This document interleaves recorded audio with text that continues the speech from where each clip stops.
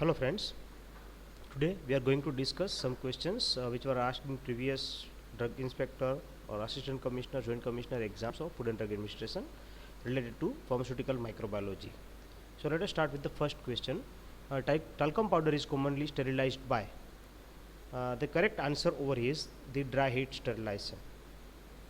Whenever we have the material which are thermostable in nature, we normally sterilize them by dry heat sterilization. Those materials which are normally harmed by moist heat, for an example, those materials which may form aggregates or lumps like dry powders, all the dry powders, they are sterilized by dry heat sterilization only. Then glass, because the poor quality glass normally gets cloudy. Okay, when we sterilize them with autoclave, it gets cloudy, so it is also sterilized by dry heat sterilization. Then oils and oily injections. Okay, these are the common questions which may also be asked related to this. Oils and oily injections, they are also sterilized by dry heat sterilization only. Over here the reason is different for both.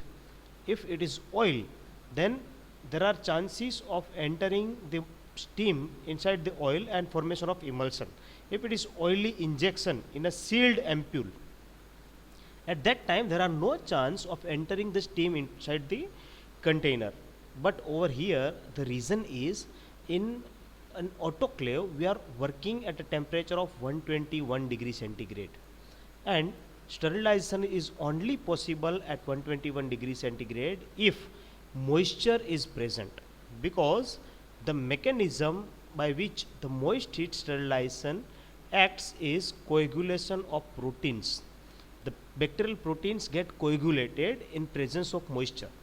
It is similar to the omelette preparation. When omelette is prepared, the proteins which are present in egg, it gets coagulated in the presence of the fluid which contains water. Now that coagulation takes place at a lower temperature. If abundant of water is present, this coagulation can take place at low temperature, as low as 56 degrees centigrade temperature as well. As the moisture content decreases, the coagulation temperature increases, and data shows that if the moisture content is 6%, then we require 140 degrees centigrade, at least 140 degrees centigrade temperature to coagulate the proteins. Now in an autoclave we are never exceeding the temperature 121 degrees centigrade. So in an oily injection which is sealed in an ampule, it is a closed container, and so steam cannot penetrate this ampule. So the microorganisms which are present in an oil will never be exposed to moisture, and hence they will not be killed at 121 degrees centigrade. They require at least 140 degrees centigrade temperature, and that is not possible in a moist heat, that is autoclave. So they are only sterilized by dry heat sterilization.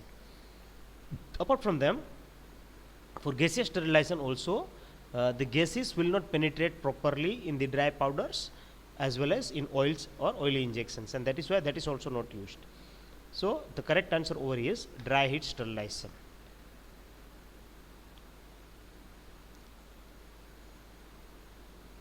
Sometimes the question may be twisted as well.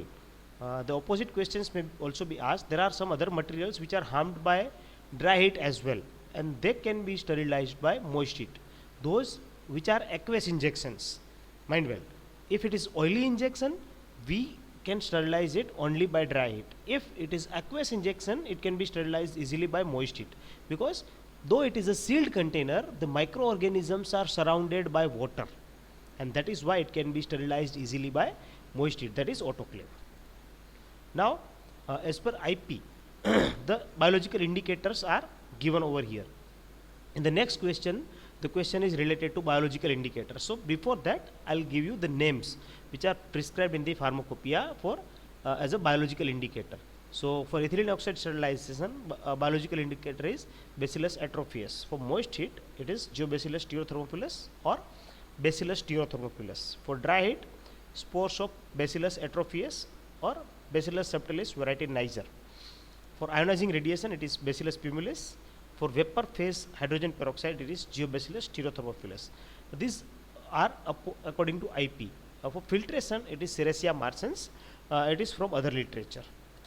So the next question is, the biological indicator used for moist heat sterilization is. So for moist heat sterilization, we are using the indicator, that is the standard organism for sterilization, and that is Bacillus stereothermophilus. Geobacillus stereothermophilus or Bacillus stereothermophilus, both are same. So the correct answer is Bacillus stereothermophilus. Next, which test is performed to test the susceptibility to diphtheria? This test is related to the immunological principles. Now, the immunological tests are of two types, in vitro and in vivo. Okay, in vitro test, in which we are collecting the sample, blood sample, and we are performing the test, and in vivo, that is we are performing the test inside the body, or we are providing the injection to a living person. So the in vitro tests are known as serological tests. Okay, they are known as serological tests because the antigen antibody reactions are called serological reactions. So all these tests are called serological tests, in vitro tests. In vivo diagnostic tests are mainly used in which we are injecting the susceptible person with a toxin or antitoxin or some proteins. So mainly there are two tests which are commonly used as a in vivo diagnostic tests. Out of that, first one is the Schik test and second one is the Mantoux test. The Schik test is used for checking the susceptibility towards the diphtheria, and the Schik test injection, it contains the toxin which is isolated from the microorganism responsible for diphtheria, that is Corynebacterium diphtheriae. At the same time, in this injection is given in a hand, in forearm. In other arm, we are providing the control to check whether the person is susceptible to non-specific component of the growth or not, and for that we are using control. So the control is nothing but the Schik test toxin, which is heated at around 80 degrees centigrade temperature for approximately 30 minutes to 1 hour in order to neutralize the toxin.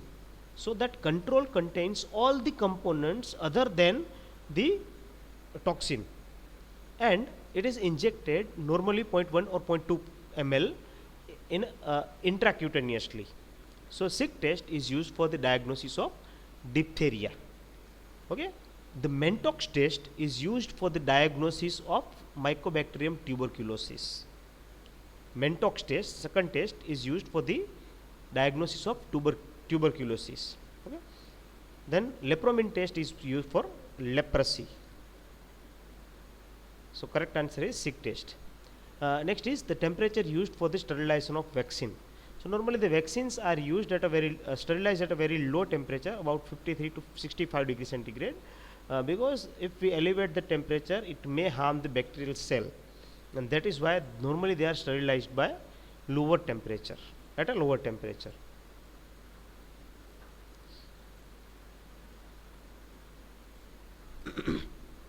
Which of the following antibody is a pentamer? So normally the antibodies, there are 5 antibodies, we can simply remember as G, A, M, D and E. Gamde. Simple trick to remember is Gamde. After this, the IgM, it is also known as macroglobulin. Macro, that is large size. Okay, so IgM is a pentamer. It is composed of 5 antibody units which are attached to each other through a bond, okay, disulfide bond. Normally at the bottom there is a disulfide bond. So there are 5 such antibody molecules joined together by a disulfide bond, and that is why it's a pentamer. A single unit is known as a monomer, and it is having 5 such units, and that is why it is known as pentamer. Okay, single unit is a gamma shaped, and that is why these immunoglobulins are also sometimes referred to as a gamma globulin, in which there are 4 chains, 2 H chains or heavy chains. Okay, these 2 are heavy chains, and there are 2 light chains. This is one light chain, this is another light chain. So each light chain is attached to a heavy chain by a disulfide bond, and each 2 heavy chains are joined together by 2 or 3 disulfide bonds. Depending on the type, there are either 2 or 3 disulfide bonds. So IgA is a dimer. Okay, IgG, IgD and IgE are monomer, and IgM is a pentamer. So the question is, which is a pentamer, which is composed of 5 units? So correct answer is the IgM, immunoglobulin M, is a pentamer. It is composed of 5 different antibody units.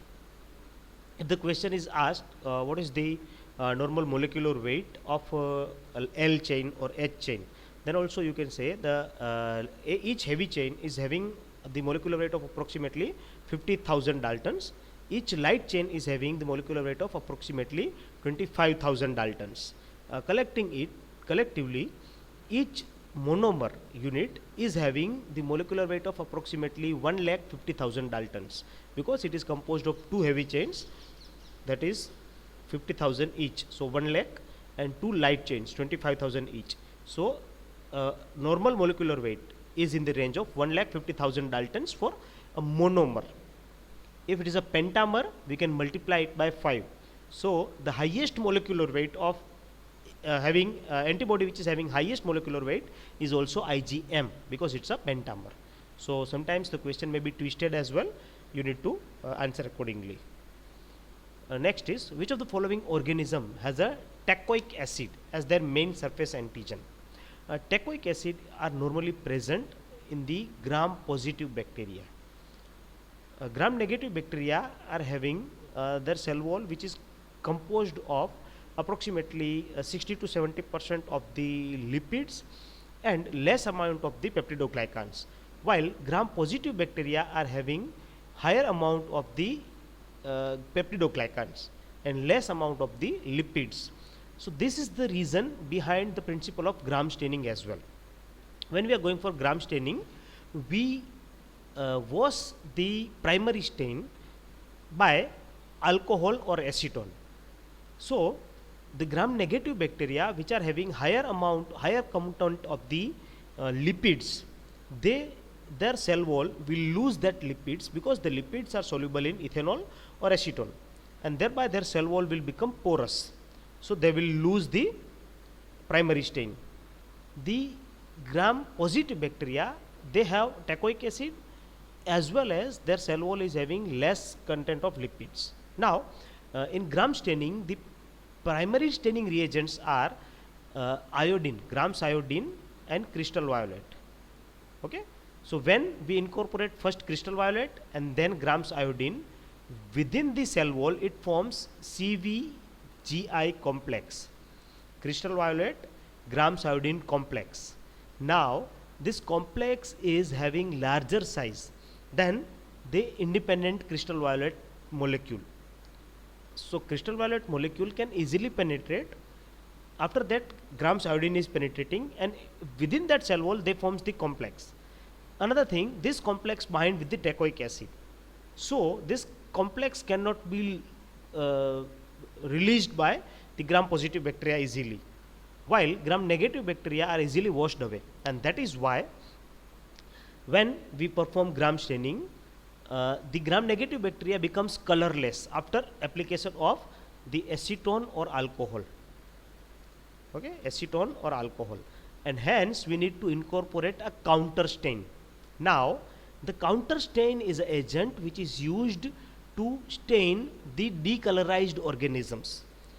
Over here the gram negative organisms has lost their color, their stain, and that is why we need to recolorize them. We need to impart color on them, and that color should have maximum contrast than the primary stain. Now when we are applying the primary stain, that is iodine and crystal violet, the microorganisms become violet or blue in color. So to produce contrast, we are using safranin as a staining agent. Okay, Safranin imparts pink color or red color into microorganisms. So it will create a maximum contrast. Later on there is a question about that also. What is the use of safranin in gram staining? So it is used as a counter stain over here. Okay, we are studying two concepts over here. So in gram staining, this is the reason or principle behind the gram staining. So when we are using safranin, the purpose, the use or role of the safranin is as a counter stain. Which of the following disease is protected by BCG vaccine? Now sometimes this question also be twisted. The vaccines are mainly divided in different types depending on the type of bacteria, that is organisms they contain, that is bacterial vaccines, viral vaccine, toxoids, etc.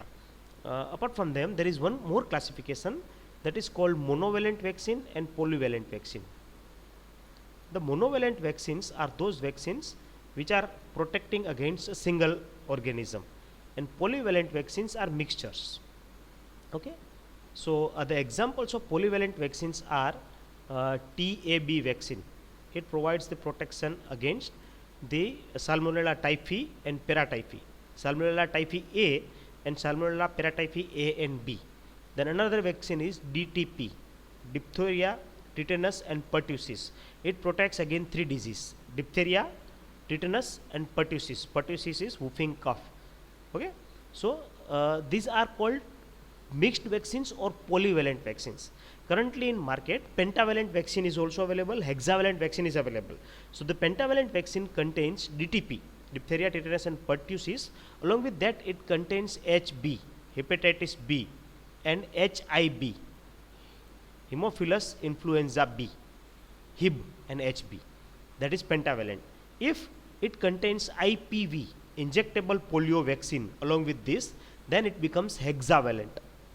So currently the doctors normally provide to the child either pentavalent or hexavalent vaccine. So they contain, along with this DTP, diphtheria, tetanus and pertussis, hepatitis B and Haemophilus influenza B, if pentavalent. If it is hexavalent, they contain injectable polio vaccine, IPV.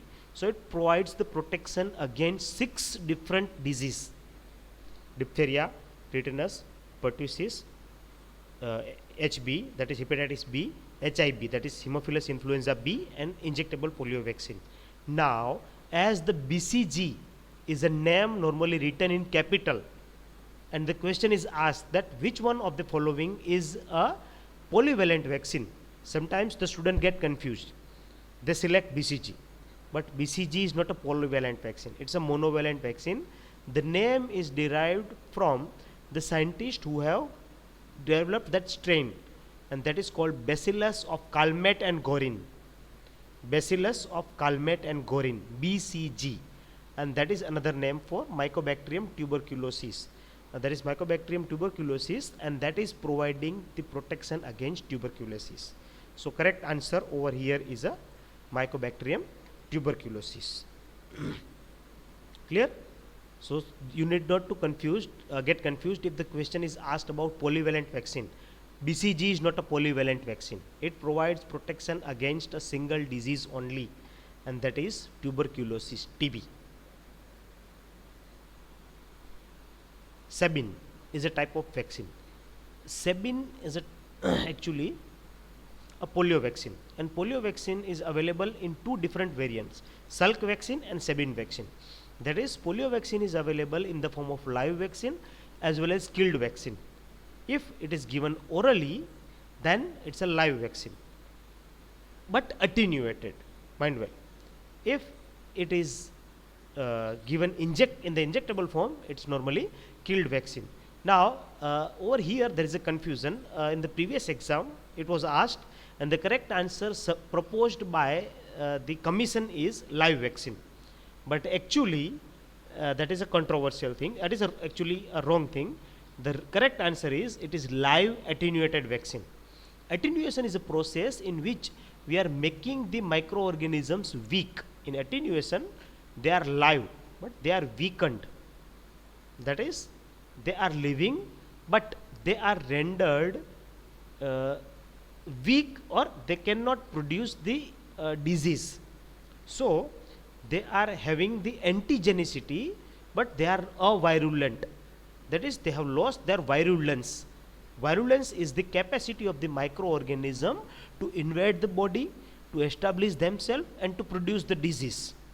Okay, so virulence consists of two things: invasiveness and toxigenicity, or ability to produce the disease. So attenuated organisms are devoid of virulence. They are only having their antigenicity, but they are non-virulent. They cannot multiply, they cannot produce the disease, and that is why we are incorporating them in a vaccine, in a attenuated form, in a weakened form. So Sabin, it's a polio vaccine, and this name is given by on the basis of the scientists again who have developed that vaccine. There is a Sabin Institute also, and they are working on this live attenuated vaccines. So they have developed the live attenuated polio vaccine. So the correct answer is live attenuated. The correct answer provided by previous GPSC is only live, but correct answer is live attenuated vaccine. And Salk vaccine is a killed vaccine. Next is, oily injections cannot be sterilized by autoclave. We have already discussed the reason for that. The answer is, the steam does not penetrate oils.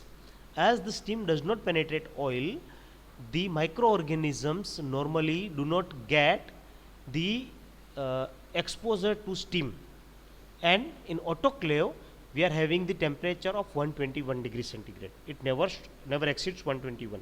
So in absence of moisture, the microorganisms cannot be killed at 121 degrees centigrade. They require at least 140 degrees centigrade temperature, and that is never obtained in an autoclave. It is only obtained in a hot air oven, and that is why they are only sterilized in hot air oven, not in autoclave. Which of the following is used to test the efficacy of sterilization in an autoclave? This is a repeat question. Previously it was asked, but the question was different over here. At that time the question was, which is the test organism? Here the question has been modified somewhat. The answers remains same. It is Bacillus stereothermophilus. That is a test organism. It is used for the validation of the sterilization process. Validation is a process which is used to check whether the equipment is capable of killing the microorganisms or not. And normally for the validation, we use the microorganisms which are having higher D value. Okay, D value is the value which is the time required to kill 90% of the bacteria. Okay, D value is the value or time required for killing the 90% of the microorganisms. So for Bacillus stereothermophilus, the D value is 1.5 minutes at 121 degree centigrade temperature. So if we keep 1,000,000 microorganisms for an example in an autoclave, so to reduce the count to 10%, we are killing 90% and 10% are remaining. So the time required to kill 90% of 1,000,000, that is, we are killing 9,000,000 and only 1 lakh, that is 10⁵ are remaining. The time required will be 1.5 minutes. Again, for killing 90%, that is reducing to 10⁴, the time required will be 1.5. It will remain constant.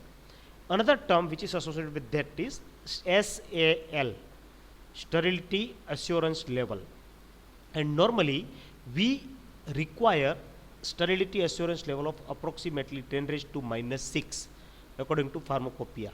So we need to work for at least that much times D value, so that we are reducing the microbial count, initial bioburden, if we consider as a 1,000,000 to 10⁻⁻⁶.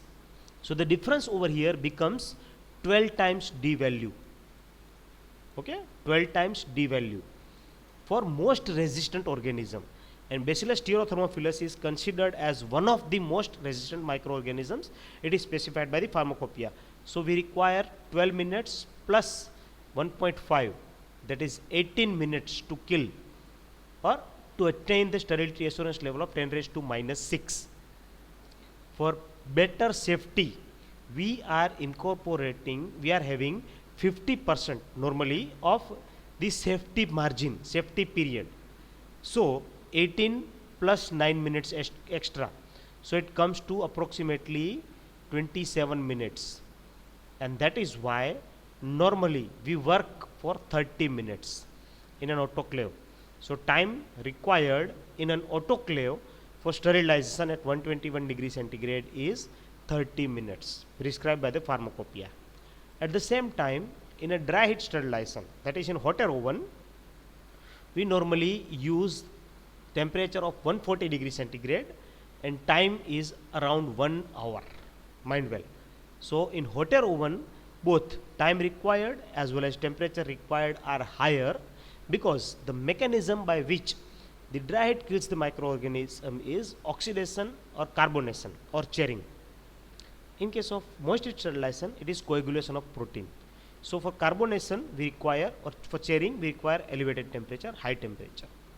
Next question is, in the microbiological assay of bacitracin IP, the test organism used is. Here we need to remember the answer. The list is provided in the pharmacopoeia. I will attach the list in the next slide. So over here the correct answer is Micrococcus luteus. This is the list as per IP 2018. Now as the IP 2022 has been released by the Indian Pharmacopoeial Commission, I advise all of you to refer IP 2022 if it is available with you. This list is as per IP 2018. There may be some update as well, but I am not having the IP 2022 version, and that's why I only incorporated the data from IP 2018. So these are the data from IP 2018. You can remember the names of the microorganisms. Sometimes in the exams there are trick questions also asked. Once there was a question in university exam, it was not in a competitive exam but in university exam, that which organism is used as a test organism for microbial assay of rifampicin. Actually rifampicin assay is not done by the microbial method, it is done by the gravimetric method. So there is a different method. So the correct answer in such kind of trick questions is none of the above. Okay. So if no name is prescribed over here, if the antibiotic is not specified over here, and it has been asked in the DI exam or any other exam, and there is an option that none of the above, best option is to select the none of the above. Okay. Next, what is the purpose of safranin in the gram staining technique? We already discussed the answer in the previous question. So it's a counter stain which turns the gram negative bacteria to pink. After decolorization step, the gram negative organisms have been decolorized, and that is why to stain them again, to create the contrast between gram positive and gram negative, we apply safranin. Now here sometimes the examiners deliberately make a twist, that is the question may be modified. Which of the following organisms will be sterilized by the safranin? And the options are gram positive, gram negative, both gram positive and gram negative, and none of the above. So the correct answer over here will be both gram positive and gram negative, unless a gram staining has been specified somewhere in the question, because the same safranin can be used for monochrome staining as well. And when we are staining by monochrome staining, all the organisms will acquire the stain irrespective of their type, whether they are gram positive or gram negative, they will acquire the stain. So when gram staining is not specified, we need to select all. When gram staining is specified, at that time only the safranin is used as a counter stain. Next is, which one of the following bacteria can grow in acidic pH? So it's a logical question. Simply, Lactobacilli, it produces lactic acid. So itself it produces acid, and that is why it can easily grow in a acidic environment. Okay. Rest of the organisms normally do not grow in the acidic environment. Next question is, mycobacteria are stained with. Mycobacteria are a specific kind of organisms and they contain mycolic acid in their cell wall. Now the mycolic acid is a fatty acid, long chain fatty acid, and it's a kind of wax, we can say. So their cell wall of the mycobacteria is waxy in nature, and it is very difficult for a normal stain to penetrate the mycobacteria. That is why we are using a special stain, that is Ziehl-Neelsen stain. It is also known as ZNCF, that is Ziehl-Neelsen carbol fuscin. Okay, Ziehl-Neelsen carbol fuscin. So over here the word carbol is for carbolic acid, and as we know that carbolic acid is nothing but phenol. Okay, carbolic acid is nothing but phenol. So in Ziehl-Neelsen carbol fuscin or Ziehl-Neelsen stain, we are incorporating phenol, and phenol is used as one of the agent for disinfection. So it can interact with the cell wall of the microorganisms. So it will enhance the penetration of the fuscin, basic fuscin dye, into the cell wall of mycobacteria, and thereby it will stain the mycobacteria. As the Gram staining is a differential staining, similarly the Ziehl-Neelsen stain, or it is also known as acid fast staining. It is also known as acid fast staining. So the acid fast staining is also a differential staining method, and this ZNCF is imparting pink color to the microorganisms. That is only the mycobacteria. Now over here we are using acid alcohol mixture. Normally the mixture of sulfuric acid and alcohol, or hydrochloric acid and alcohol. As the mycolic acid is insoluble in presence of acid in alcohol, the other organisms will lose the primary stain, that is ZNCF, and they will become colorless, while the mycobacteria will retain the primary stain, that is pink. Now we need to incorporate the counter stain. So over here we need to incorporate a counter stain which can produce maximum contrast with the primary stain. Over here we have used primary stain as a that is carbol fuscin, and that imparts pink color. So we cannot use any dye which is having pink or red color.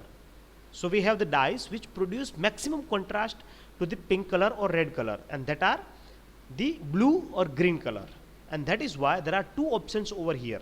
One is the methylene blue, which is commonly used as a counter stain, methylene blue, and second is the malachite green, that is imparting green color.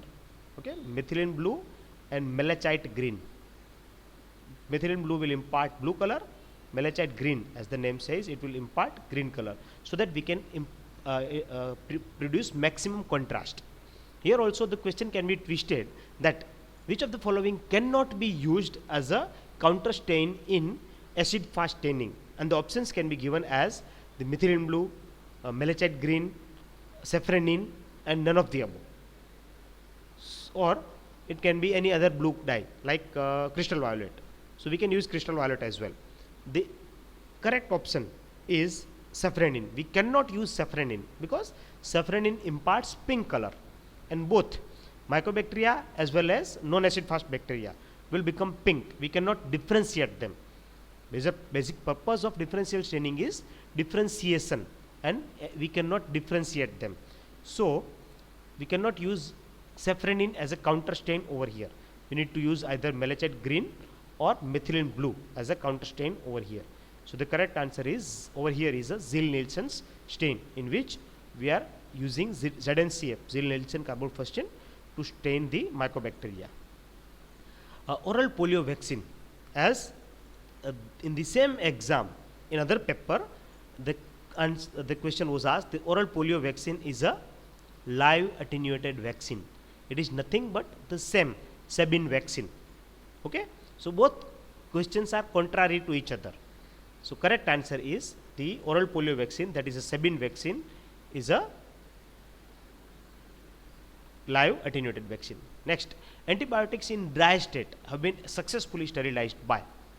Now, majority of the antibiotics are harmed by elevated temperature, high temperature, and that is why we are not sterilizing them with dry heat sterilization, because in dry heat sterilization we need to heat them around 140 degrees centigrade. So it will lead to instability. In moist heat sterilization we cannot sterilize them because they are in a dry state. So the option remaining over here is a radiation sterilization. We can sterilize them by radiation. So correct answer is radiation sterilization. Okay. But practically radiation cannot penetrate, mind well. The answer suggested by GPSC is radiation, but radiation cannot penetrate the dry powders, and hence normally none of the method can be used for them if radiation cannot penetrate, mind well. If it is opaque, so the solution is we can divide it in a fine layer and then we can eradicate them. Otherwise they are very difficult to sterilize. Which class of antibody can cross the placenta and enter from mother to fetus? Now here the correct answer is immunoglobulin G. IgG is having the ability to cross the placental barrier. Now this IgG is responsible for the immunity against many diseases, like some disease like smallpox will not infect the child up to the age of 6 months. Smallpox will not affect the child up to the age of 6 months because they already have the antibodies against that disease which are donated by her mother through the placenta, and this is the only way of transfer of natural passive immunity. Mind well, natural passive immunity. The immunity is classified in two categories, active and passive. Active immunity is the immunity in which our body itself produces the antibodies against an antigen. Anything which enters from outside is called antigen. When the antigen enters in our body, it triggers the production of antibody. So these antibodies are produced in our body. When our body produces antibody, it is called active because there is active participation of our body in the production of antibodies. There are two ways of entering the antigen in our body.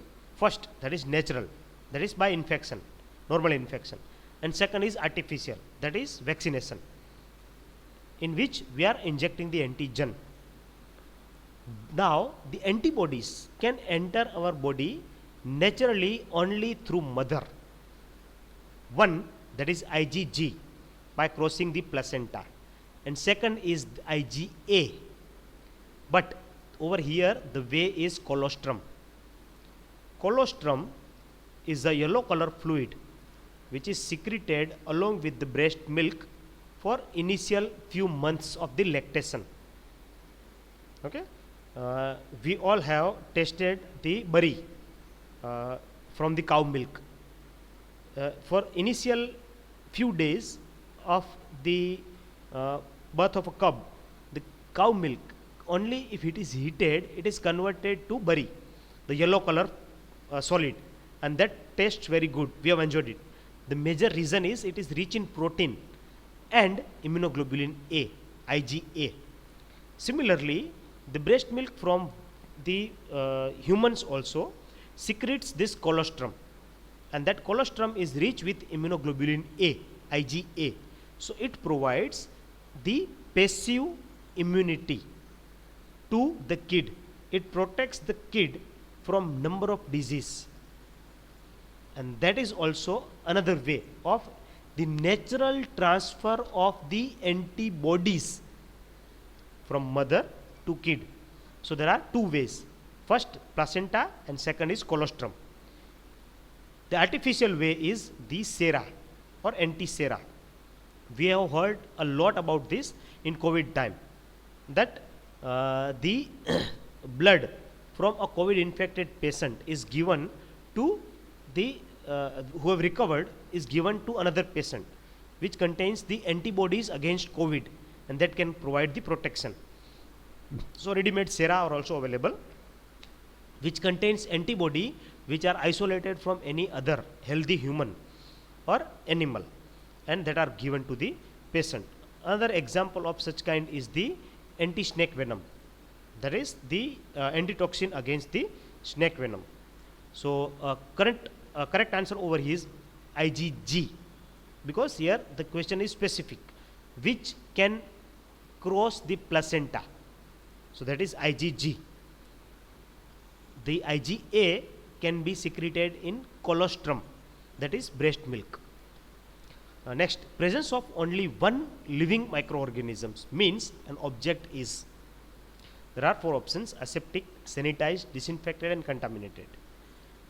So correct answer is contaminated, because sterility is a all or none phenomena. Either your article is sterile or it is contaminated.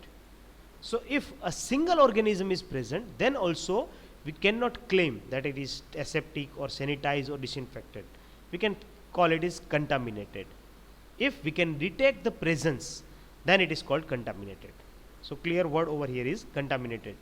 Though, mind well, though disinfection is not a process of complete removal of the microorganisms, we cannot use the word if the options are given.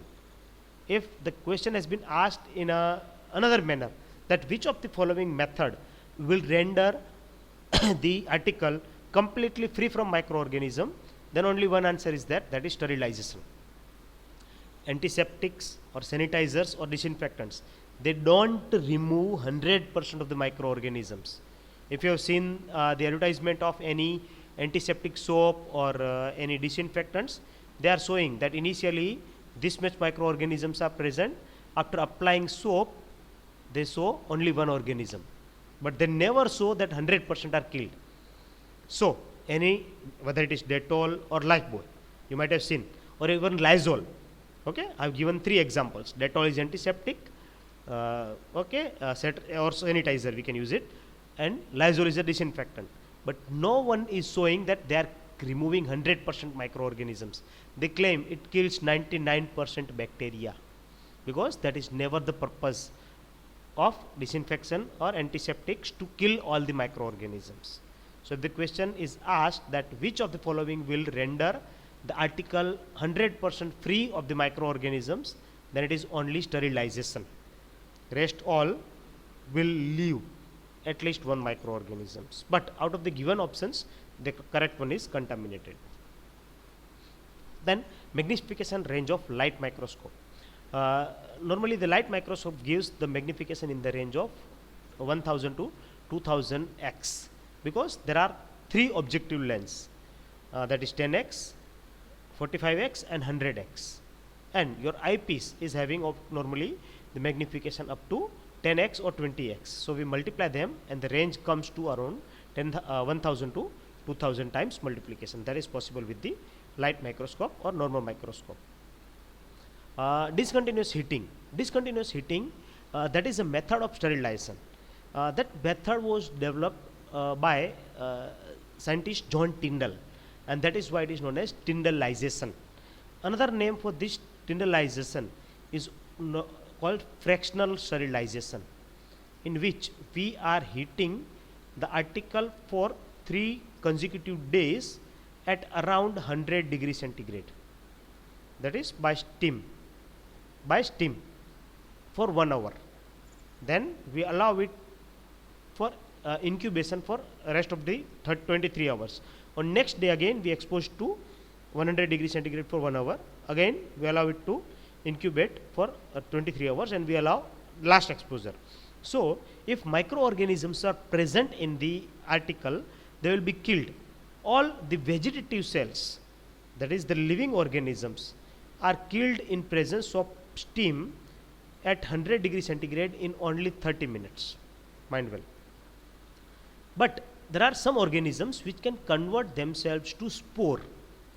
Now the spores are resistant to sterilization and they are reversible. The spores can convert themselves to vegetative cells on when they are exposed to favorable conditions. When they experience unfavorable conditions, they convert themselves to spore. So when we incubate them, the spores will germinate to vegetative cells. On next exposure, they will be killed. Again, if there are some organisms which have converted themselves to spores, they will be killed on the third exposure. So this technique is practically nowadays not used at all, because we have number of other techniques for sterilization. But for your information's sake, the answer is Tyndallization, and it is developed by John Tyndall. So with this, we are ending the lecture. Thank you very much.